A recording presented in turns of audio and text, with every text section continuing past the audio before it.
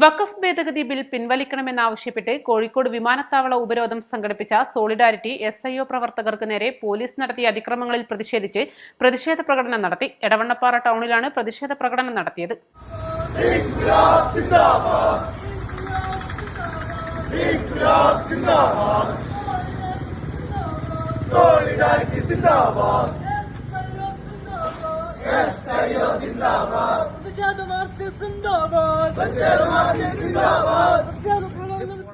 സമാധാനപരമായി ഉപരോധ സമരം നടത്തിയ പ്രവർത്തകർക്ക് നേരെ യാതൊരു പ്രകോപനവുമില്ലാതെ ലാത്തിവീശിയും ടിയർ ഗ്യാസും ജലപീരങ്കിയും പ്രയോഗിക്കുകയും സംസ്ഥാന നേതാക്കളെ അന്യായമായി അറസ്റ്റ് ചെയ്യുകയും ചെയ്ത പിണറായിയുടെ പോലീസിന്റെ നടപടിയിൽ പ്രതിഷേധിച്ചായിരുന്നു പ്രതിഷേധ സംഗമം നടത്തിയത്. സോളിഡാരിറ്റി SIO വാഴക്കാട്, അരീക്കോട് ഏരിയകൾ സംയുക്തമായി നടത്തിയ പരിപാടിക്ക് PK സഹീർ അഹമ്മദ്, ഫാസിൽ അലി, അമാൻ കീഴുപറമ്പ്, K സലാഹ്, അമാൻ മുണ്ടുമൊഴി, സിയാദ് കുനിയിൽ, ഹബീബ് മുണ്ടുമൊഴി എന്നിവർ നേതൃത്വം നൽകി.